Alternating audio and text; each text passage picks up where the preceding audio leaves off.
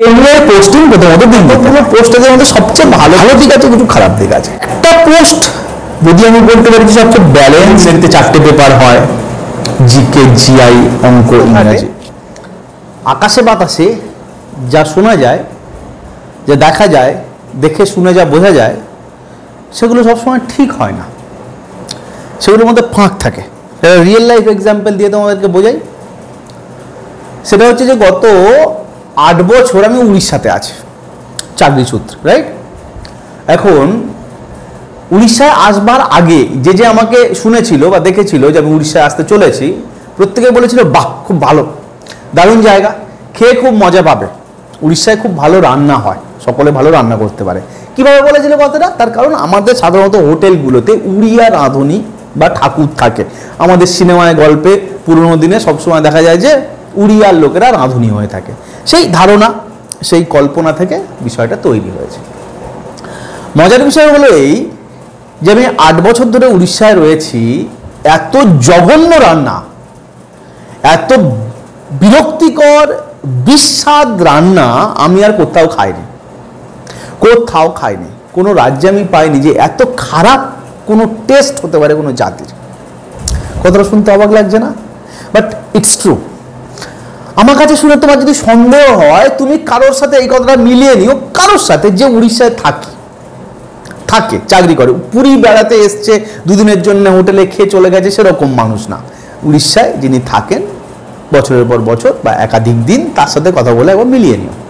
আমি ঠিক বলছি না ভুল বলছে? সুতরাং দিস ইজ রিয়েলিটি চেক। আমরা যা শুনি, আমরা যা বুঝি, আমাদের চারপাশে যে গল্পগুলো উড়ে বেড়ায় রিগার্ডিং এসএসসি সিজিএলই, সেইগুলো যে ঠিক কতটা ভালো এবং আরো স্পেসিফিক্যালি কতটা তোমার জন্য ভালো, এটা খুব বড় প্রশ্ন। এবং এই প্রশ্নটা তুমি ধরতে পারো না, বুঝতে পারো না যতক্ষণ না তুমি ভেতরে ঢুকে গেছো।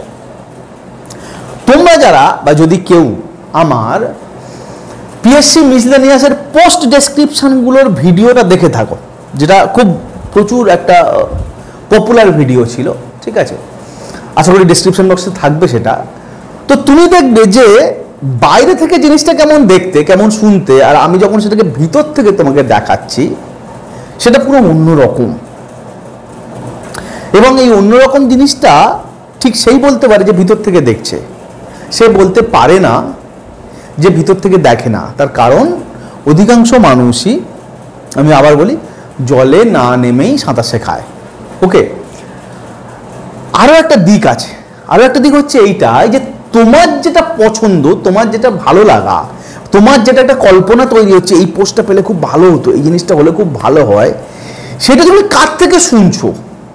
যার থেকে শুনছো সে কি তোমার জায়গায় আছে? সে কি তোমার জন্য কথাটা বলছে, নাকি আসলে সে অন্য কারোর জন্য বলছে, তার টার্গেট অডিয়েন্স অন্য কেউ? তুমি তার কথাটা শুনে তার সম্বন্ধে, তার পোস্টের সম্বন্ধে একটা ড্রিম বিল্ড আপ করছো। এটা ইম্পর্টেন্ট। তার কারণ হচ্ছে সেন্ট্রাল গভর্নমেন্টের জব সব রাজ্য থেকে পরীক্ষা দেয় অ্যাসপিরেন্টরা, ছেলেরা। ওকে, এখন সকলের ভিউ, সকলের আউটলুক ইকুয়াল হয় না। এক্সাম্পল দিই, আবার এক্সাম্পল দিয়ে তুমি বোঝো। যেমন ধরা যাক, আমরা পরীক্ষা দিই, বাঙালি ছেলেমেয়েরা, বিহারি ছেলেমেয়েরা পরীক্ষা দেয়, গুজরাট, রাজস্থানের থেকে ছেলেমেয়েরা পরীক্ষা দেয়, সাউথের ছেলেরা অল্প পরীক্ষা দেয়। এই পরীক্ষাটা অল্প দেয় সাউথের ছেলেমেয়েরা, এখন রিসেন্ট দিচ্ছে, আগে তো আরও কম দিত।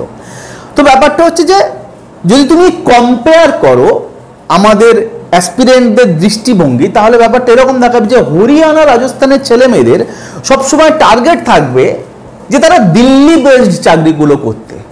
সুতরাং তুমি যদি সিএসএস, সেন্ট্রাল সেক্রেটারিয়েট সার্ভিসের কোনো পোস্ট সম্বন্ধে কারোর ভিডিও দেখো, যে দিল্লি বেসড কোনো ইনস্টিটিউশনের কোচিং থেকে ভিডিওটা বানিয়েছে, সে সিএসএস সম্বন্ধে দারুণ ভালো ভালো কথা বলবে, সেটা কিন্তু তোমার জন্য ভালো নাও হতে পারে। আমি বললাম হরিয়ানা, রাজস্থানের ছেলে, ধরো যাক বিহার, ঝাড়খণ্ডের ছেলেদের কথা বলি। হরিয়ানা, রাজস্থানের ছেলেরা যেমন দিল্লি বেসড জব পছন্দ করে, তাদের টার্গেট থাকে দিল্লিতে এসে চাকরি করব, ঠিক তেমনি বিহার এবং ঝাড়খণ্ড এই অঞ্চলের ছেলেমেয়েদের থাকে বিহার, ঝাড়খণ্ডের ছেড়ে বাইরে কোথাও চাকরি করব। বিহার, ঝাড়খণ্ডটা ছাড়তে পারলেই হবে, ওদের বাড়িতে ওখানে থাকবার ভালো মতন ব্যবস্থা নেই। আমি কেন জানি না এরকম মানসিকতা ওদের হয়, বাকি সব জায়গায় সেটেল করবে এক্সেপ্ট ওরা বাড়ি ফিরবে না। বাড়ি ফেরা ছাড়া কলকাতা সেটেল করবে, মুম্বাই সেটেল করবে, দিল্লিতে তো করবে। কিন্তু ওরা বাড়ি ফিরবে না। এদের সাথে তুলনা করে যখন আমরা আমাদের বাঙালি ছেলেমেয়েদের কথা ভাববো, তখন আমাদের কিন্তু একটা অন্যরকম টেস্ট থাকে। কিছু প্রয়োজনে আমরা হয়তো দিল্লিতে থাকতে পারি 2-4 বছর, বা বাইরে কোনো একটা কাজে কোনো একটা পোস্টিং নিয়ে 2-4 বছর, ইটস ওকে, বাট তারপরে কিন্তু বাড়ির জন্য আমাদের মন কেমন করে। তার কারণ আমরা জাতিগতভাবে হোমসিক, এবং এটা সত্যি। সুতরাং জাতিগতভাবে হোমসিক হওয়া, এটা তুমি আটকাতে পারবে না, অস্বীকার করতে পারবে না, এটা আমাদের জিনে রয়েছে। আমাদের বাড়ির জন্য, বাড়ির সম্পর্কগুলোর জন্য মায়া অনেক বেশি ক্রিয়েট হয়। সেই ক্ষেত্রে আমরা সেই চাকরিগুলো কখনোই পছন্দ করবো না যেগুলো ওরা পছন্দ করবে, বা সেই চাকরির গল্পগুলো ওদের যেরকম ভালো লাগবে, আমরা সেই ভালো লাগা নিয়ে গেলে সেই চাকরিগুলো করতে আমরা ঠকে যাব। তাই আমাদের প্রয়োজনীয় জিনিসগুলো কি কি, কোন জায়গায় কি ভালো এবং কি মন্দ দিক আছে, এটা তোমাকে ভেতর থেকে জানতে হবে। হাওয়ায় উড়ে বেড়ানো গল্পগুলো বা সেই সব মানুষদেরকে নিয়ে, মানুষদের দ্বারা তৈরি ভিডিওগুলো, যেগুলো টার্গেট অডিয়েন্স কিছু আলাদা, সেই ভিডিও থেকে তুমি তোমার যদি টার্গেট করো, তুমি তোমার যদি একটা ড্রিম তৈরি করো, তাহলে তুমি ঠকে যাবে। আজকের ক্লাসটা আমি মেনলি সেই জিনিসগুলোই বলবো। এসএসসি সিজিএলই 2024-এর বেসিক কিছু ইনফরমেশন আলোচনা করে আমি পড়বো বা আমরা পড়াবো। কেন এসএসসি সিজিএলই ফর্মটা ফিল আপ করবে এবারে, এটা কেন এত বেশি গুরুত্বপূর্ণ, অন্যান্য বার বা অন্যান্য প্রতি বছরই গুরুত্বপূর্ণ, বাট এবছরে কেন এত বেশি গুরুত্বপূর্ণ, আর কি কি ফিল আপ করবে, আমি জাস্ট ওভারঅল পোস্টগুলো সম্বন্ধে তোমাদেরকে একটু একটু ডেসক্রিপশন দিয়ে দেবো। আজকের এই ভিডিওটা মেনলি এটার জন্যই আমার বানাতে বসা, নাহলে নোটিফিকেশান তো অনেকদিন আগেই বেরিয়ে গেছে। পোস্টগুলো সম্বন্ধে ভালো কি মন্দ কি এরকম কোনো জাজমেন্ট করার আমি কেউ নই। পোস্টগুলোর কি কি বৈশিষ্ট্য, ABCD বৈশিষ্ট্য, ভালো মন্দ তুমি তোমার মনের মতন করে, তোমার টেস্ট অ্যান্ড প্রেফারেন্স অনুযায়ী সেটা তুমি ঠিক করো। বাট অ্যাকচুয়াল জিনিসটা কি সেটা আমি তোমাকে যতটা বলবো, আমার মনে হয় না আমার মতন যে না পড়েছে সে তোমাকে অতটা ভালো বলতে পারবে। ক্লিয়ার? চলো এখন এসএসসি সিজিএলই 2024-এর নোটিফিকেশন সম্বন্ধে একটু দুটো কথা বলে দিই, খুব মাইনর কথা। ফর্ম ফিল আপ চলছে, গ্র্যাজুয়েট যে হয়ে গেছো ফর্ম ফিল আপ করো, ঠিক আছে? ফর্ম ফিল আপের ডেট প্রবাবলি 10 তারিখে নোটিফিকেশান দিয়ে দিয়েছিল, 24শে জুলাই অবধি ফর্ম ফিল আপ হবে। 24শে জুলাই অবধি টাকা পয়সাও জমা দেওয়ার বোধহয় লাস্ট ডেট 24শে জুলাই। পরীক্ষা হবে অক্টোবরের শেষের দিকে, অক্টোবরের শুরুর দিকে, 10ই অক্টোবরের পরে প্রবাবলি। ওকে, সো হিসেব অনুযায়ী আমাদের কাছে 3 মাস, জুলাই, আগস্ট, সেপ্টেম্বর, এটা আজকের আমি ক্লাস করছি বোধহয় 20 তারিখে, তাহলে 3 মাস 10 + 10 20 দিন, 3 মাস 20 দিন সময় আছে। 3 months 20 days তোমাদের কাছে সময় আছে। ফর্ম যে ফিল আপ করোনি, ফর্ম ফিল আপ করে ফেলো ইমিডিয়েটলি, দেরি করো না। এখন আরেকটা কারণে এবারে এসএসসি সিজিএলই ইম্পর্টেন্ট, প্রচুর ভ্যাকেন্সি আছে। ভ্যাকেন্সি যদিও আগের বারেও পরীক্ষাতেও 2022-এর পরীক্ষা বোধহয় অনেক ছিল, বাট সেটার মধ্যে একটা অভ্যাস বিষয় ছিল যে বেশিরভাগটাই পোস্ট অফিসের clerk, postal assistant, sorting assistant সব মিলে তৈরি হয়েছিল। বোধহয় 35-37 হাজার কিছু ভ্যাকেন্সি থাকবে, তার মধ্যে অলমোস্ট 20,000 বা 20,000-এর ওপরে তো শুধু পোস্ট অফিসেই রিক্রুটমেন্ট ছিল ক্লার্কের। সুতরাং ওটা দেখে অত বেশি উৎসাহিত হওয়ার কিছু ছিল না। বাট অফিসিয়াল লেভেলে রিক্রুটমেন্ট, যেটা এসএসসি সিজিএলই যেটা ক্রিম, যেটা আমাদের ড্রিম, যেটা আমাদের স্বপ্ন, হ্যাঁ, এরকম আমি শুনি যে, মানে আমি আমার একটা ঝাড়খণ্ডী দাদা, ভাগলপুরের, আগে বাড়ি ছিল ভাগলপুরে, পরে বোকারোয় চলে এসেছে, দাদা বলেছিল যে এরকম প্রচুর বিহারি ছেলে মেয়ে আছে যারা তাদের জীবন নষ্ট করে দেয় এসএসসি সিজিএলইর জন্য। ওকে, জীবন শেষ করে ফেলে এসএসসি সিজিএলইর জন্য। তো এই যে এসএসসি সিজিএলই আমাদের যে ড্রিমটা, ওকে, সেই ড্রিমটা ফুলফিল হওয়ার জন্য ভ্যাকেন্সির কথা যদি উল্লেখ করতে হয়, তো এবারে প্রচুর ভ্যাকেন্সি আছে, প্রচুর ভ্যাকেন্সি আছে। ওকে, 15,000-এর উপর ভ্যাকেন্সি ভাবা যায় না। জেনারেলি বছরে 7,000, 8,000, 9,000, কোনো বছরে যদি 11,000, 12,000 হয় তো সেটা ভীষণ ভালো ভ্যাকেন্সি বলে মনে করা হয়। সেই জায়গায় দাঁড়িয়ে above 15,000 is very very very মানে স্পেল বাউন্ড একটা বিষয়। তো অনেক ভ্যাকেন্সি আছে, ফর্ম ফিল আপ করে ফেলো। ওকে, এখন দুটো মেন টপিক আসার আগে ছোট কথা বলি, কেন ভরবে, কেন এসএসসি সিজিএলই ফর্ম ফিল আপ করবে?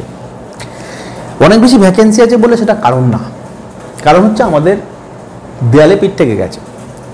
পশ্চিমবঙ্গের বাঙালি অ্যাসপিরেন্টদের রাজ্যের মধ্যে থেকে রাজ্য সরকারের চাকরি যেগুলো আমরা কনভেনশনালি ভেবে থাকি বা জেনে আসি, সেইগুলো বন্ধ করে দেওয়া হয়েছে। তার পিছনে কি কারণ আছে, কতটা পলিটিক্স আছে, এগুলো চর্চা করতে যাওয়ার কোনো মানে নেই। বাট বাস্তব যেটা, সেটা হচ্ছে এগুলো বন্ধ হয়ে গেছে। স্কুল সার্ভিস বহুদিন বন্ধ হয়ে গেছে। আর সম্প্রতি একটা ওবিসি সার্টিফিকেটের ইস্যু নিয়ে আগামী দিনে পরীক্ষা বন্ধ হয়ে গেছে। তাহলে আমরা যাব কোথায়? আমাদের তো বাঁচতে হবে, আমাদের তো খেয়ে পড়ে সম্মান নিয়ে আমরা তো সকলে চুরি মারামারি করতে পারবো না, চিন্তাই করতে পারবো না। আমাদের চাকরি করতে হবে, সেই জন্যই পড়াশুনো করা, সেই জন্য এত পরিশ্রম করা। ওই চাকরি করতে হবে, অথচ রাজ্যের কনভেনশনাল চাকরিগুলো বন্ধ, বা অনির্দিষ্টকালের জন্য বন্ধ, বা অনিশ্চয়তায় পূর্ণ। বন্ধ একটা অনেক বড় শব্দ, অনিশ্চয়তায় পূর্ণ। তো সেক্ষেত্রে আমাদেরকে ফাইট ব্যাক করতে হবে। আমাদের ফাইট ব্যাক করার জন্য সবচেয়ে বড় প্ল্যাটফর্ম দিয়েছে এসএসসি সিজিএলই। আমার মনে হয় বোধহয় এটা আমাদের জন্য একটা ভাগ্যের, একটা সংযোগের বিষয়। যেখানটা আমাদের রাজ্যের সমস্ত জবগুলো বন্ধ হয়ে গেল, সেখানে সিজিএল এরকম একটা বিশাল হিউজ ভ্যাকেন্সি নিয়ে আমাদের সামনে অপরচুনিটি তৈরি করলো। সো লেটস স্টার্ট, একেবারে খুলে পড়ো, এবং এসএসসি সিজিএলই যত পোস্ট আছে সবগুলোতে আমরা ভরে যাব এরকমভাবে পড়ো। 100টা সিট থাকলে 90টা সিটে বাঙালি ছেলে মেয়ে থাকবে, এরকমভাবে পড়ো। ক্লিয়ার? চলো, নেক্সট কথা হচ্ছে যে about cut off, about syllabus, about exam pattern. Cut off ওই based on vacancy and competition. জেনারেলের ক্ষেত্রে 130, কোনোবারে 35, কোনোবারে 40, কোনোবারে 50 out of 200 is not a matter of joke. 200-র মধ্যে 150 কাট অফ কিন্তু খুব ডিফিকাল্ট। ওকে, এবং ওই ধরো 10-15 নাম্বার পিছিয়ে ওবিসি আর 10 নাম্বার পিছিয়ে এসসি, এরকম থাকে। ওকে, অ্যাবাউট পরীক্ষার সিলেবাস, তো প্রিলিমিনারিতে 4টে পেপার হয়, জিকে, জিআই, অঙ্ক, ইংরাজি। মেন্সে কিছু পেপার হয়, পেপার টায়ার 1, টায়ার 2 হয়। এই সবগুলো নিয়ে আমি সত্যি বেশি সময় নষ্ট করতে চাইছি না, তার কারণ এগুলো আমাদের নোটিফিকেশানে আছে। নোটিফিকেশান নিয়ে বা এই syllabus, educational qualification, other qualification, physical measurement, obviously exam pattern, exam type, এগুলো যা নোটিফিকেশানে আছে, I have nothing to explain on this things. Notification রয়েছে, আমি তোমাদেরকে কেন বলবো? নোটিফিকেশানটা পড়ো, তোমাদেরকে আমার রিকোয়েস্ট, ভালো করে নোটিফিকেশানটা পড়ো। 2-4 বার নোটিফিকেশান পড়ো before form fill up. Form fill আপের পরেও আবার নোটিফিকেশান পড়ো, যাতে ভালো করে জিনিসটার সম্বন্ধে তোমার আন্ডারস্ট্যান্ডিং তৈরি হয়।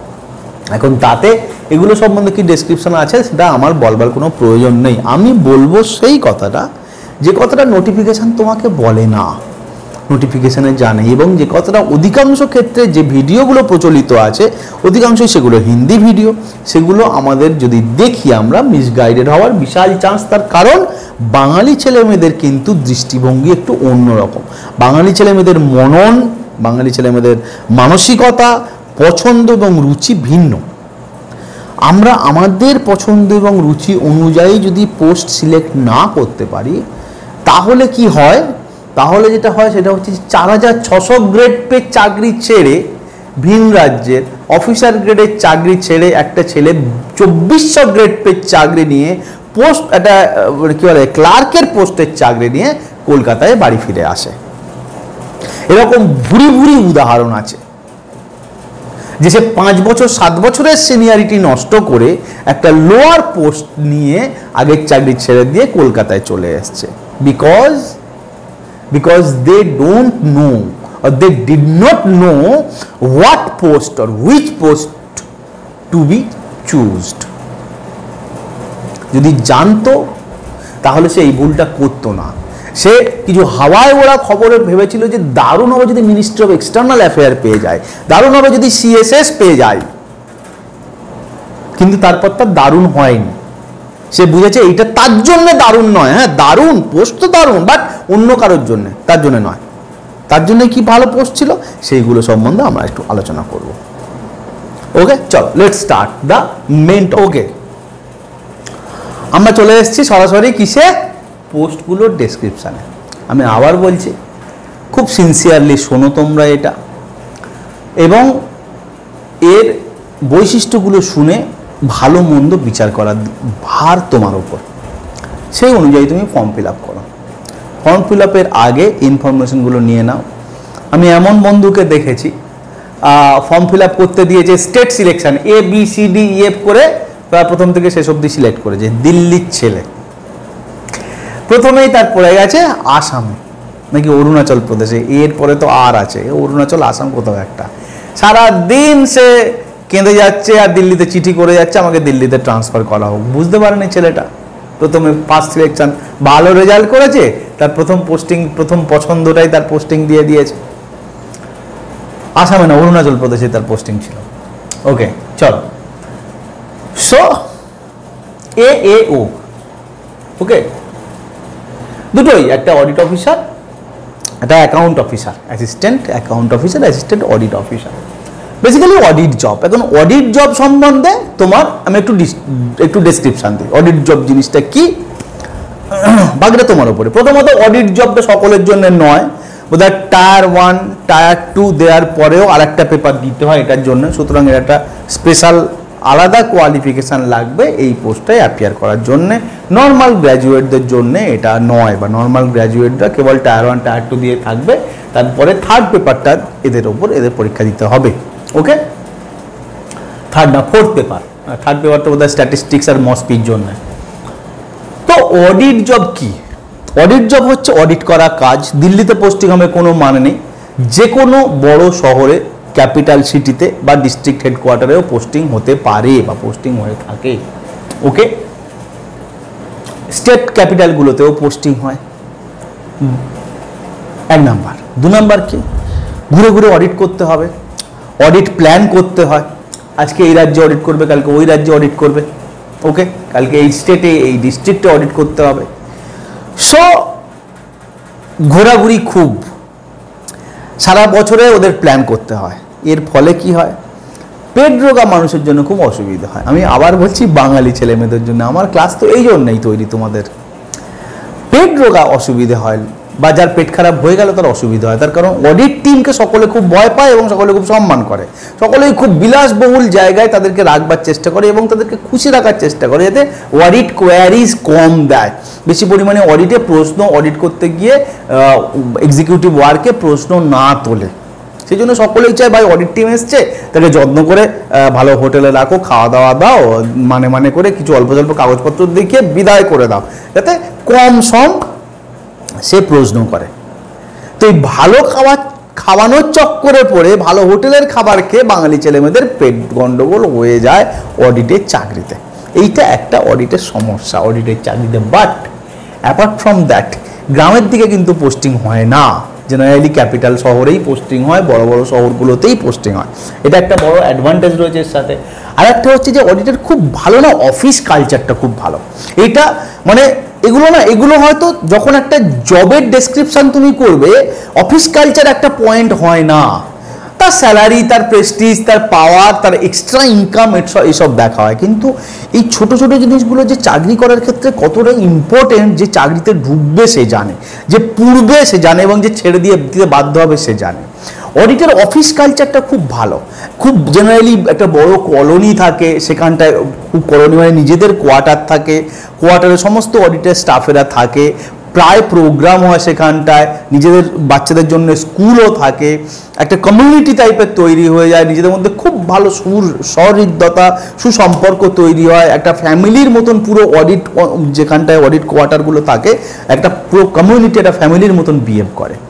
এইটা অডিটে চাকরি করার সবচেয়ে বড় একটা কারণ বা সবচেয়ে বড় একটা দিক। খুব সুন্দর একটা তুমি জীবনযাপন করতে পারবে ডিপার্টমেন্টাল একটা হিসেবে, ডিপার্টমেন্টাল একটা পোস্ট হোল্ড করে, যেটা কিন্তু অধিকাংশ বাকি পোস্টগুলোতে নেই। অডিটের স্টাফও অনেক বেশি রিক্রুট হয়, ঠিক আছে, সেই জন্য অডিটের খুব ভাইব্রেন্ট একটা কালচার থাকে অডিটে। Okay, so this is good colony, good departmental culture and transfer. অডিটে ট্রান্সফার হয়, তুমি হোম ট্রান্সফার পেয়ে বাড়ির দিকে আসতে পারো, অডিটের একটা সুবিধা। Now next, ED, CBI, NCB, CBN. NCB, CBN নার্কোটিক্সের দুটো ব্রাঞ্চ আছে, একটা মিনিস্ট্রি অফ হোমের আন্ডারে আর একটা মিনিস্ট্রি অফ রেভিনিউয়ের আন্ডারে। এই দুটোর মধ্যে কি তফাৎ আমি ডিটেলে একদিন ক্লাস করেছিলাম, এসএসসি সিজিএলের কোনো একটা টপিকের ওপরে। আই হোপ ক্লাস ম্যানেজার তোমাদেরকে ওটা ডিসক্রিপশনে রেখে দেবে। You need to know the difference. দুটোর মধ্যে ভালো রকমের তফাৎ আছে, দুটো এক জিনিস না। নার্কোটিক্স মানেই যে দুটো একই রকম ভাববার কোনো কারণ নেই। দুটোর কাজের, দুটোর সব কিছু স্ট্রাকচারের, দুটো অর্গানাইজেশনাল হায়ারার্কির তফাৎ আছে প্রচুর। ভিডিওটা দেখে নেবে, আমি অনুরোধ করব। বাট থিং ইজ দ্যাট এই চারটে একই ক্যাটাগরির, একই টাইপের কাজেদের ধরন, একই টাইপের চ্যালেঞ্জেস, একই টাইপের অ্যাডভান্টেজেস।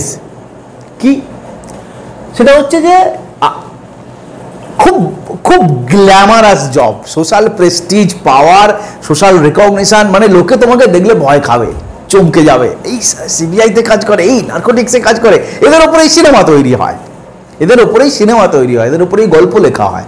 ঠিক আছে, এরাই হচ্ছে নায়ক। সিবিআই, এনসিবি, ইডি, লোকে কাঁপবে, ইডি এসছে। ওকে, তো অ্যাপারেন্ট বাইরে থেকে এই জিনিসগুলো খুব ভালো, কিন্তু যখন ভেতরে ঢুকবে, চাকরিটা 2 বছর 4 বছর হয়ে যাবে, লোককে বলা হয়ে যাবে যে হ্যাঁ আমি সিবিআইতে কাজ করি, লোকের যখন চমকানো শেষ হয়ে যাবে, যখন তুমি নিজের দিক তাকাবে, তখন তুমি খুব কষ্টে আছো। কেন?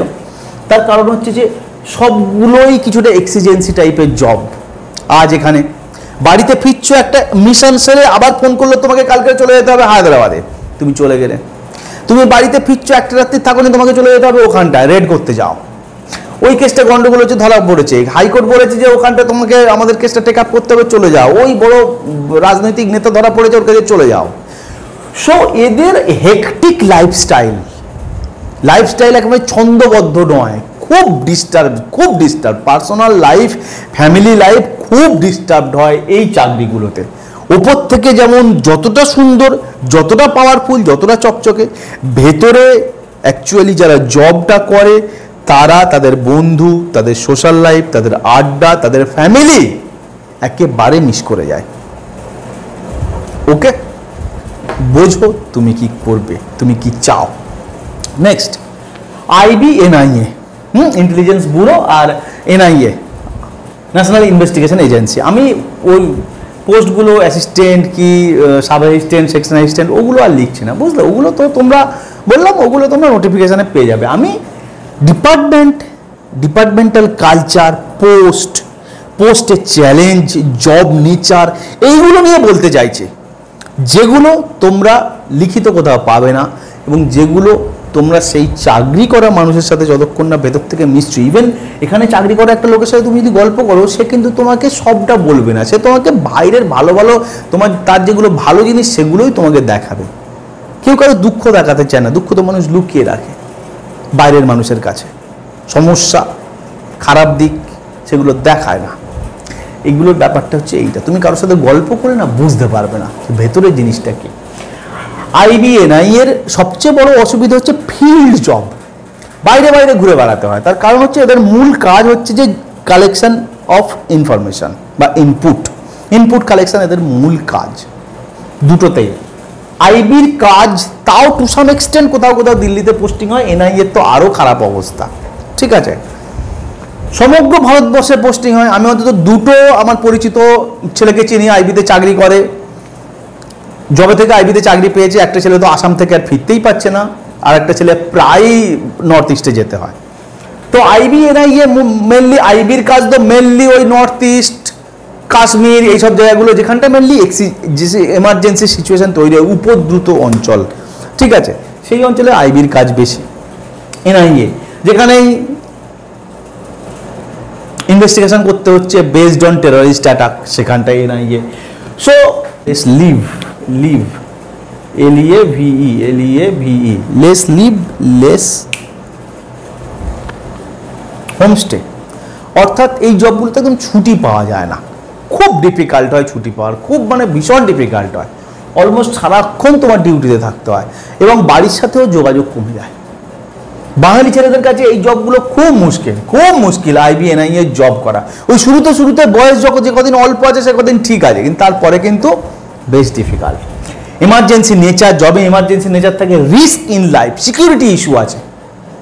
জবে সিকিউরিটি ইস্যু আছে। এনআইএ এর একজন অফিসার হলে তো তোমার গুলি বোমা চলতেই পারে যে কোনো সময়, যে কোনো জায়গায়, এবং আইবির ক্ষেত্রেও তাই। এবং প্রবাবলি এদের সেই জন্য বোধহয় আইবির ক্ষেত্রে তো যতদূর জানি আমি ফোন ট্র্যাকিং হয় বলে ফোন ব্যবহার করতে দেওয়া হয় না ওদের কাজের জায়গায়। তুমি ভাবতে পারছো একটা life without phone due to his professional বা সিকিউরিটি দ্য সেফটি। তো এইগুলো আইবি এনআইএ চ্যালেঞ্জ। জবগুলো শুনতে ভালো, জবগুলো শুনতে খুব বেশ প্রেস্টিজিয়াস, বাট চ্যালেঞ্জগুলো এরকম। চলো next, GST, excise and customs. এখন জিএসটি ইনডাইরেক্ট ট্যাক্সের পার্ট, দুটো দিক আছে। একটা এখন এক্সাইজ তো উঠে গেছে বলা যায়, জিএসটি আছে, শুরুটা সেন্ট্রাল জিএসটি এবং কাস্টমস। তো তোমার পোস্টিং কোথায় হচ্ছে তার উপর ডিপেন্ড করছে তুমি কেমন থাকবে। ঠিক আছে, 3 ধরনের পোস্টিং হয়। এক, তুমি যদি জিএসটি অফিসার হও, জিএসটি অফিসার, জিএসটি, এক্সাইজ এবং কাস্টমস সমস্ত এসএসসি সিজিএলের মধ্যে একমাত্র ইউনিফর্মড অফিসার, একটা ইউনিফর্ম পাওয়া যায়, একটা পুলিশের ইউনিফর্ম পাওয়া যায় উইথ 3 স্টার। ইন্সপেক্টর তো সকলেই হয়, ইন্সপেক্টর তো প্রচুর পোস্ট আছে, only post is GST central excise inspector that provides you 3 star. So it itself makes a huge glamour for you in the field of your friends, in the field of your family, in the acquaintance, সব জায়গায় দারুণ ব্যাপার। ওকে, এখন depend করছে তোমার posting কোথায় হচ্ছে। তুমি যদি জিএসটি অফিসার হিসেবে কাজ করো, টু সাম এক্সটেন্ট তোমার লাইফ স্টেবল, শনিবার রবিবার বাড়ি যাবে, বাড়ি থাকতে পারবে, তুমি একটা সুন্দর ফ্যামিলি কাটাতে পারবে, ছুটি চাইলে ছুটি পেতে পারো, ইটস গুড, ভেরি গুড, তুমি যদি জিএসটি অফিসার হও। তুমি যদি পোর্টে, এয়ারপোর্টে পোস্টিং পাও, যদি এয়ারপোর্টে পোস্টিং পাও, বা যদি বড় এয়ারপোর্ট হোক আর ছোট এয়ারপোর্ট হোক, তোমার পুরো সময়টাই দাঁড়িয়ে ডিউটি করতে হবে। তোমার বসবার জন্য টুলও নেই, চেয়ার টেবিলও দূরের কথা, যেখানটা অন্যান্য অফিসারের চেয়ার টেবিল, এসি, ঘর, কেবিন থাকে। একটা অন্তত একই ডিপার্টমেন্টের সেম সেকশনের সেম ব্রাঞ্চের জিএসটি অফিসার একটা নিজস্ব ঘর পায় তার ডিউটির জন্য। এয়ারপোর্টে পোস্টিং হলে একটা কাস্টমস অফিসারের, কাস্টমস তো এয়ারপোর্টে পোস্টিং হবে, তুমি বসবার জায়গা পাবে না। তোমার বসবার জন্য একটা আড়ালে টুল আছে, সেখানে কখনো কোমরে ব্যথা হলে গিয়ে বসে আসতে হবে, বাকি পুরোটা সময় তোমাকে দাঁড়িয়ে থাকতে হবে। ছোট বিমানবন্দরে কম বিমান আসে, একটু হয়তো গ্যাপ পাওয়া যায়, বাট বড় বিমানবন্দরে তো হাজার রকমের ইস্যু আছে এবং তার সাথে প্রোটোকল ডিউটি। এই অফিসার আসছেন, ওই সিনেমা নায়ক আসছে, ওই মিনিস্টার আসছে, ওই এমপি আসছে, সারাক্ষণ সমস্যা, লাইফ হেল হয়ে যাবে যদি যে কদিন কারোর এয়ারপোর্টে পোস্টিং হয়। তবে হ্যাঁ, এয়ারপোর্টে তুমি যদি সোনা পাচার করা অবস্থায় ধরো বা বড় কোনো কিছু ধরো, তখন তুমি কিছু গিফট ফিফট পেতে পারো। ভালো পোস্টিং হয় যদি ল্যান্ড কাস্টমসে তোমার পোস্টিং হয়, যেমন ধরো যে আমাদের পেট্রাপোল, বেনাপোল, যেমন ধরো যে বিহারের রক্সল, ঠিক আছে, বর্ডার, এই জায়গাগুলোয় পোস্টিং পেলে এগুলো বেশ আরামদায়ক পোস্টিং, বসে থাকতে পারবে। ইটস এ ভেরি লুক্রেটিভ, লোভনীয়, লাভদায়ক পোস্টিং। ঠিক আছে, তো এই ডিপার্টমেন্টে অনেকগুলো ব্রাঞ্চ রয়েছে, তুমি কোন ব্রাঞ্চে পাচ্ছ তার উপর ডিপেন্ড করে তুমি কেমন থাকছো তা নির্ভর করছে। তুমি যদি সুন্দর শান্তশিষ্ট জীবনযাপন চাও তার সুযোগ রয়েছে, তুমি যদি টাকা পয়সাওয়ালা খুব রমরমা জীবনযাপন চাও তারও সুযোগ রয়েছে। তবে দুটোতেই কিছু অসুবিধে আছে। তোমার সুন্দর শান্ত জীবনে অনেক বেশি ম্যাড়ম্যাড়ে লাইফস্টাইল, সাধারণ মধ্যবিত্তের মতন দিন আনি দিন খাই টাইপের যাবে। আর যেখানটায় খুব সুন্দর রমরমিয়া, তুমি 4 বছরের মধ্যে 5 তলা বাড়ি করে ফেলবে, 4টে জায়গা কিনে ফেলবে, সেখানে তোমার সারাক্ষণ টেনশন, দুশ্চিন্তা থাকবে, চুল উঠে যাবে, পেট খারাপ হবে। ক্লিয়ার? এবার আমরা কিছু Delhi based job, based mainly Delhi based, এরকম নয় যে কেবল দিল্লি বেসড জব নিয়ে ডিসকাস করবো। তার মধ্যে প্রথমে আছে সিএসএস, সেন্ট্রাল সেক্রেটারিয়েট সার্ভিস। এখন সিএসএস জবটার বৈপরীত্য খুব। সিএসএস জব কিছু ছেলের জন্য খুব পছন্দের, আবার কিছু ছেলের জন্য একদম পছন্দের নয়। কাদের জন্য খুব পছন্দের, আমি প্রথম উদাহরণটা দিয়েছিলাম তাদের জন্য। লাইক যে ছেলেগুলো ইউপির দিকে, রাজস্থানের দিকে, হরিয়ানার দিকে বাড়ি, যারা দিল্লি বেসড জীবনযাপন করতে চায়, দিল্লিতে থাকবো, দিল্লিতে সেটেল হয়ে যাব, তাদের জন্য সিএসএস জবটা খুব ভালো। যে ছেলেগুলো চায় জীবনের শুরুর দিকে চাকরি পেয়ে দিল্লি যাব এবং দিল্লিতে গিয়ে ইউপিএসসির প্রিপারেশান নেব, যদিও এখন ইউপিএসসির প্রিপারেশানটার জন্য আর দিল্লি যাওয়াটা একটা ম্যান্ডেটরি ইস্যু নয়, যেটা আগে ছিল। তো তাদের জন্য সিএসএস পোস্টটা খুব ভালো ছিল, যে দিল্লিতে থাকবো, চাকরি করব, একটা ঘর ভাড়া নিয়ে নেবো আর ইউপিএসসি প্রিপারেশান নেব।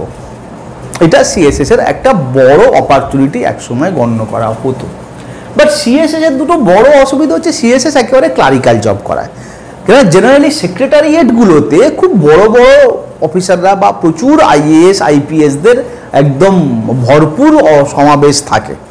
সেখানটায় একটা এরকম সিজিএলই লেভেলের জব গেলে, মানে ধরো একটা সেন্ট্রাল জিএসটি অফিসার তার নিজস্ব চেম্বারে বা কেবিনে কোনো একটা ডিস্ট্রিক্টে বসে তার যে রোয়াব, তার যা প্রভাব, তার যা কি বলা যায় প্রেস্টিজ, বা একটা সিবিআই অফিসার বা একটা ইডি অফিসার রাস্তায় দাঁড়িয়ে যে পরিমাণ গরম দেখাতে পারে, তার 100 ভাগের 1 ভাগও দেখাতে পারে না সিএসএস। তার কারণ বেসিক্যালি সে একটা ক্লার্কের মতন কাজ করে। যখন সকলেই সেই অফিসে বড় বড় আধিকারিক, বড় বড় অফিসার, সেখানে ওকে কে পৌঁছে? ওই টাইপ করা, ফাইল বওয়া, এই জাতীয় কাজই সিএসএস এ করতে হয়। সুতরাং সিএসএস এর নেচারটা এইরকম। আমরা যারা দূরে থাকি সিএসএসকে একেবারেই অপছন্দ করি না। যাদের দিল্লি যাওয়ার টার্গেট, দিল্লিতে থাকা টার্গেট, তাদের কিন্তু সিএসএস খুব পছন্দের। ওকে, চলো। Railway and election commission. রেলওয়েতে এবং ইলেকশন কমিশনের জব সিএসএস এর মতোই, মেনলি দিল্লিতে পোস্টিং হয়। এগুলোর পোস্ট খুব কম থাকে এবং রেলওয়ে আর ইলেকশন কমিশনের তফাৎ এইটা যে রেলওয়েতে প্রমোশনটা স্লো হয় এবং রেলওয়ে বড্ড বড় ডিপার্টমেন্ট তো প্রচুর লোক। ইলেকশন কমিশনের প্রমোশনটা ঠিক উল্টো, কারণ যেহেতু লোক কম, ডিপার্টমেন্ট ছোট, প্রমোশনটা বেশি হয়। আদারওয়াইজ বাকিটা মোস্টলি সিএসএস এর মতোই। ক্লিয়ার? এখন আরেকটা আমরা আলোচনা করবো এএফএইচকিউ, আর্ম ফোর্স হেডকোয়ার্টার। এএফএইচকিউ এর পোস্টিংটা মেনলি আর্ম ফোর্স হেডকোয়ার্টার যেখানে যেখানে আছে, এদের পোস্টিং একটা সেই আর্মির সাথে যুক্ত হয়ে গেলেই যে একটা নির্দিষ্ট সীমার মধ্যে ডিউটি করতে হবে, ব্যাপারটা ওরকম হয়ে যাবে। ওই কলোনির মধ্যেই থাকতে হবে, ওই চত্বরের মধ্যেই তাদের জীবনযাপন, ওর বাইরে সোশ্যাল লাইফের সাথে মেশবার মতন সুযোগ পরিসর নেই। তুমি ফ্যামিলি নিয়ে ফোর্স হেডকোয়ার্টারের মধ্যে ঢুকে যাও, ওখানেই ওদের সব কিছু, ওখানেই বাজার, ওখানেই প্লেগ্রাউন্ড, ওখানেই ঘোরবার জায়গা, ওখানেই অবসর, ওখানেই জীবনযাপন শেষ হয়ে যাবে তোমার। বাইরের সোসাইটিতে আসবার সুযোগও নেই, বাইরের সোসাইটিতে আসবার দরকারও নেই। আর্মির কিছু নিয়মকানুন তোমার জন্য প্রযোজ্য হবে, যদিও তুমি ডাইরেক্ট আর্মির পার্ট না, এবং আর্মির কিছু রেশন জাতীয় সুযোগ সুবিধাও তুমি পাবে, যদিও তুমি ডাইরেক্ট আর্মির পার্ট না। Clear? So this is AFHQ. Okay, আর হ্যাঁ, এএফএইচকিউ এর একটা সুবিধা আছে, এখানেও কিন্তু ফোন টোনের ব্যবহারের রেস্ট্রিকশন আছে। ঠিক আছে, খুব সমস্যা আছে কেননা again army force security issue, তো এখানটায় এই রেস্ট্রিকশনগুলো থাকে। আলোচনা করব মিনিস্ট্রি অফ এক্সটার্নাল অ্যাফেয়ার নিয়ে। এক সময় দুটো সাইফার আর একটা কি পোস্ট ছিল, এখন তো সব অ্যাসিস্ট্যান্ট হয়ে গিয়েছে। এইটা ঠিক যেমন সিএসএস তেমনি এরকমই একটা, ওই রকম যার ভালো লাগে খুব ভালো লাগে, যার ভালো লাগে না তার একদম ভালো লাগে না, এরকম একটা পোস্ট। বেসিক্যালি আমি নিজে এমইএ নিয়ে খুবই একসময় স্বপ্ন দেখতাম এবং এমইএ এর পিছনে পড়ে গেছিলাম যেটা আমাকে পেতেই হবে বলে। বাট এগেন আমাকে সেই জিনিসটা থামিয়ে দিল যে প্রতিদিন বিরিয়ানি খেলে তোমার পেট খারাপ করবে, তোমার প্রতিদিন ডাল ভাত খেতে হবে, মাঝে মাঝে বিরিয়ানি খাও। বেসিক্যালি লাইফটা স্বপ্ন না, লাইফটা প্রতিদিন রোমাঞ্চ বা প্রতিদিন রোমান্স হতে পারে না। রোমাঞ্চ এবং রোমান্স প্রতিদিন হলে সেটা হারিয়ে যাবে, সেটার অনুভূতি থাকবে না। এগুলো এক দিন হওয়া ভালো, বাকি জীবনটা সুস্থভাবে সুন্দরভাবে হেসে খেলে গল্প করে বেঁচে থাকাটাই লাইফ। এটাই হচ্ছে এমইএ সম্বন্ধে ডেসক্রিপশন। ব্যাপারটা কি বুঝিয়ে বলি, এটা হচ্ছে এমইএ পোস্টিং প্রথমত দিল্লিতে হয়। ওকে, প্রধানত দিল্লিতে হয়। এখন বাইরে বাইরে কোনো সময় বাইরে তোমার মেনলি চয়েসের উপর ডিপেন্ড করে, তবে অনেক সময় দিয়েও দেয় বাইরের দেশে হয় তোমার পোস্টিং। এখন এমইএর পোস্টিং বাইরের দেশে, বিদেশে তুমি চাকরি করছো, এটা খুব একটা খুব অ্যাট্রাকটিভ একটা লোক দেখানো একটা ব্যাপার। তো বিদেশে চাকরি করে, সরকারি চাকরি, ভারত সরকারের চাকরি বিদেশে করছে, এটা খুব সুন্দর। বিদেশে থাকাকালীন বা বিদেশে চাকরি করার জন্যেও যত বেশি দূরে থাকে তত বেশি ওর মাইনেটা থাকে। এমইএর মাইনে অলমোস্ট অন্যান্য পোস্টগুলোর তুলনায়, অন্য পোস্টে যদি 100 টাকা হয়, ওখানে 125 টাকা। ওকে, তুমি পরিবার নিয়ে যেতে পারো, পরিবার রেখে যেতে পারো, পরিবার নিয়ে যাওয়ার বেশ কিছু অ্যালাউন্স আছে, এটসেট্রা আছে। তো this is the story of Glamour বা গ্ল্যামার পার্ট। যেটা অন্ধকার পার্ট, প্রদীপের তলার অন্ধকার দিকটা হচ্ছে এটা, সেটা এই যে এমএ তুমি যে সবসময় লন্ডনে পাবে, সবসময় তুমি সান ফ্রান্সিসকোতে পাবে এরকম নয়, বা ভিয়েনাতে পাবে এরকম নয়। তোমাকে আফগানিস্তানে দিতে পারে, ইরাকে দিতে পারে, কুয়েতে পোস্টিং হতে পারে। এবং এমএতে তুমি চাকরি করলে, তুমি যদি মনে করো যে তুমি তোমার স্ত্রী তোমার সন্তানটাই তোমার পরিবার, তাহলে ঠিক আছে, তুমি ওদেরকে নিয়ে গিয়ে চাকরি করলে। বাট তুমি যদি তোমার মনে করো তোমার জন্মভূমির প্রতি টান আছে, তোমার বাবা মা বাড়িতে রয়েছে, তোমার ভাই বন্ধু আত্মীয় স্বজনের জন্য তোমার দেখা করার দরকার, তোমার স্কুলমেটদের সাথে তোমার একটুখানি দেখা করার, আড্ডা মারার দরকার, তাহলে কিন্তু এমএ তোমার জন্য নয়। বিদেশে 6 মাস বেড়াতে গেলে, 6 মাসের জন্য একটুখানি একটা ট্রেনিং করে এলে, পোস্টিং নিয়ে ঘুরে এলে ঠিক আছে, কিন্তু বিদেশে চাকরি করতে যাওয়ার জন্য কিন্তু ভীষণ সমস্যা, ভীষণ মানে ভীষণ, খুব রেস্ট্রিক্টেড লাইফ, খুবই অত্যন্ত রেস্ট্রিক্টেড লাইফ। গভর্নমেন্ট যতটুকু ফেসিলিটি দেবে ততটুকুর মধ্যেই তোমাকে সীমাবদ্ধ থাকতে হবে। Obviously you can not mix up with that society where you are staying there in outside or abroad. তুমি সেখানে লোক সমাজের সাথে মিশতে পারবে না, এবং তোমার সারাক্ষণ বাড়ি আসার জন্য মন কেমন করবে। প্রথম দিকে এমএ ঠিক আছে, ফার্স্ট লাইফে এমএ ঠিক আছে, বাট পরের দিকে তোমার যখন বাচ্চারা এখানে ভর্তি হয়ে যাবে, বাবা মার শরীর খারাপ হবে, তোমার রেসপন্সিবিলিটি বাড়বে, তোমার বাড়ির জন্য মন কেমন করবে, জন্মভূমি তোমাকে টানবে, তখন এমএ জব তোমার কাছে বিষ হয়ে যাবে। দিল্লিতে পোস্টিং নিয়ে নিলে ইটস ওকে, কিছু দূর অবধি ম্যানেজ করা যায়, ক্লিয়ার। সো এমএ এর বিষয়টা কিন্তু এরকম, এমএ ওপর থেকে দেখতে যতটা ভালো, বাঙালি ছেলেদের জন্য এমএ কিন্তু ঠিক ততটাই কষ্টদায়ক বা বেদনাদায়ক। ওকে, যাদের পরিবারের প্রতি মায়া স্নেহ কম, তারা এমএতে গিয়ে ভালো থাকবে। ওকে, চল এবারে আমি 3-4টে স্পেশাল টাইপের পোস্ট নিয়ে আলোচনা করব, স্পেশাল পোস্ট। ওকে, 1 নম্বর হচ্ছে এক্সামিনার, এবং বা এক্সামিনার বা বলছি এক্সামিনার এবং প্রিভেন্টিভ অফিসার। অনেকে বলে থাকে বা অনেকে মনে করে থাকে, কিছু দূর অবধি কি অংশ সত্যিও, যে সবচেয়ে যতগুলো পোস্ট আছে মধ্যে সবচেয়ে ভালো পোস্ট হচ্ছে এক্সামিনার, এবং সেই জন্যই এক্সামিনারের কাট অফ সবচেয়ে বেশি হয়। তার কারণও আছে, তার কারণ হচ্ছে এক্সামিনারের ভ্যাকেন্সি সবচেয়ে কম বেরোয়, প্রিভেন্টিভ অফিসারেরও তাই। এক্সামিনারের মাইনে খুব বেশি, এক্সামিনারের উপরই মাইনে আরও বেশি। এক্সামিনারের জব মানে প্র্যাকটিক্যালি ড্রিম জব। বাট ব্যাপারটা হচ্ছে যে এক্সামিনারের জবটা সেই ব্যাপারটা এরকম হয়ে গেল, সব জায়গায় চলেই না। জেনারেলি যে রাজ্যগুলো সমুদ্রের ধারে ধারে আছে, অর্থাৎ যেখানটায় বন্দর আছে, পোর্ট আছে, সেখানটায় এক্সামিনারদের কাজ। এক্সামিনার এবং প্রিভেন্টিভ অফিসার দুজনেই মেনলি বাইরে থেকে যে জাহাজগুলো আসে সেগুলোর নানা রকম ওরা কাগজপত্র, যে জিনিসপত্রগুলো নিয়ে আসছে সেগুলো, কোন সময় কোন জাহাজ যাবে, তাদের ক্লিয়ারেন্স, এই সব বিষয়গুলো, কারা বাইরে থেকে আসছে যে মানুষগুলো, বাইরের মানুষ, বাইরের জিনিস, গুডস, এইসব জিনিসগুলোই চেক করা হচ্ছে এক্সামিনারের প্রিভেন্টিভ অফিসারের কাজ। কাজে ভীষণ রিস্ক আছে, ভীষণ রিস্ক মানে ভীষণ রিস্ক আছে, কাজের চাপও প্রচুর। ওকে, এবং এক্সামিনার প্রিভেন্টিভ অফিসার পেলে তো বলা হয় বেস্ট পোস্ট পাচ্ছে, কিন্তু ব্যাপারটা হচ্ছে যে এগুলোর ভ্যাকেন্সি এত কম থাকে যে খুব অল্পই কত ছেলে পায়, অধিকাংশ সময় এর ভ্যাকেন্সি থাকেই না। বা বলা যায় কোনো রাজ্যে হয়তো এবারে এক্সামিনার হয়তো একটা রাজ্যে, পশ্চিমবঙ্গের ক্ষেত্রে আমি এক্সাম্পল দিচ্ছি, এবারের কথা বলছি না, কোনো হয়তো 5টা সিট আছে কি 10টা সিট আছে, তো সেটা অনেক বেশি ডিফিকাল্ট হয়ে যায় পাওয়া।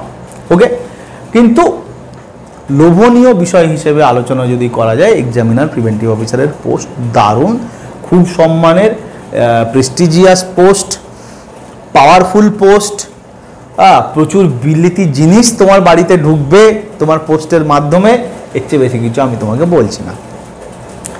এরপরে যে পোস্টাল ইন্সপেক্টর, পোস্টাল ইন্সপেক্টরের পোস্ট বলা যায় সবচেয়ে বেশি আনরেকগনাইজড পোস্ট। যতগুলো পোস্ট আছে, অবশ্য আমি প্রথমত মেনলি 4600 গ্রেড পে, এখন তো সব গ্রেড পে সিস্টেম উঠে গেছে, আগেকার দিনে যে গ্রেড পে সিস্টেম ছিল 4600 গ্রেড পে বা অফিসিয়াল লেভেলের পোস্টগুলো নিয়েই আলোচনা করছি।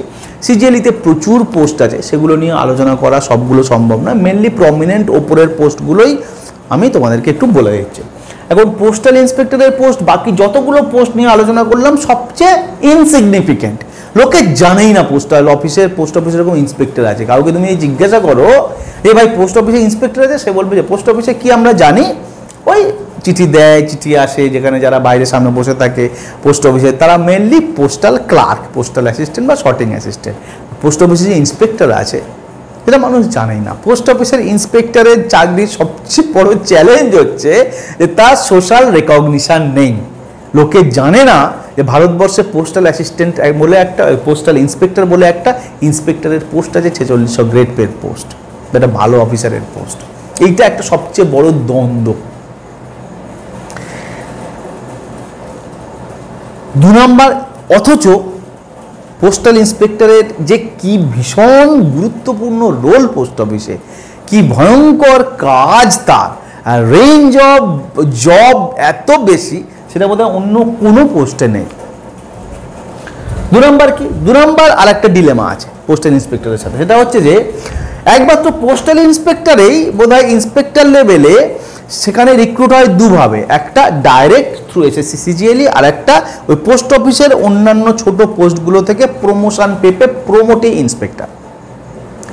একমাত্র পোস্ট অফিসে বোধহয়, আমি রেল জানি না, কিন্তু বাকি আর সবগুলোতে কিন্তু ইন্সপেক্টর মানে ডাইরেক্ট এসএসসি সিজিএলই দিয়েছে রিক্রুট হচ্ছে।